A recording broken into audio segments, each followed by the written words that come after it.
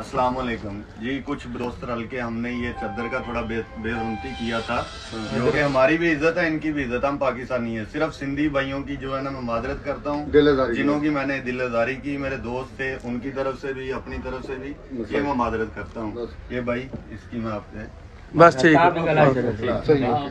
सभिनि सिंधियुनि भाइरनि खे अपील था कयूं, गुज़ारिश था कयूं, जेका 2-3 ॾींहं अॻु में हिते UAE शारजा में जेको मसइलो थियो हुयो, जंहिंमें कुझु दोस्तनि, असांजे पंजाब जे दोस्तनि असांजी सकाफ़त आहे, कल्चर आहे असांजो, अजरक जेको आहे हुननि तोहिन कई, उन ते हिते मसइलो हिकिड़ो झगड़ो जहिड़ो थियो हुयो।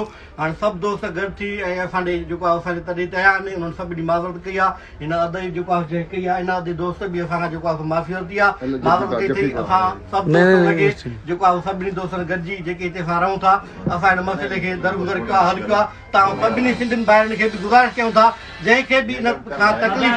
अस्सलाम वालेकुम जी। कुछ दोस्त रल के हमने ये चद्दर का थोड़ा बेरुमती किया था, जो कि हमारी भी इज्जत है, इनकी भी इज्जत। हम पाकिस्तानी है। सिर्फ सिंधी भाइयों की जो है ना, मैं मादरत करता हूँ जिन्हों की मैंने दिलदारी की, मेरे दोस्त थे, उनकी तरफ से भी, अपनी तरफ से भी, ये मैं मादरत करता हूँ। ये भाई इसकी मैं आपसे बस ठीक है।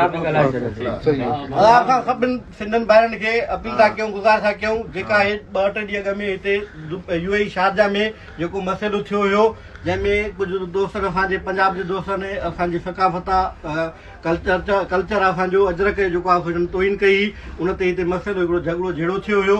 हाणे सभु दोस्त गॾु थी ऐं असांजे जेको आहे असांजे तॾहिं तयार आहिनि, उन्हनि सभिनी माज़रत कई आहे। हिन अदई जेको आहे कई आहे, इन अदे दोस्त बि असांखां जेको आहे माफ़ियती आहे, माज़रत कई अथई। असां सभु दोस्त लॻे जेको आहे सभिनी दोस्तनि गॾिजी जेके हिते असां रहूं था, असां हिन मसइले खे दरगुज़र कयो आहे, हल कयो आहे। तव्हां सभिनी सिंधियुनि भाइरनि खे बि गुज़ारिश कयूं था, जंहिंखे बि इन खां तकलीफ़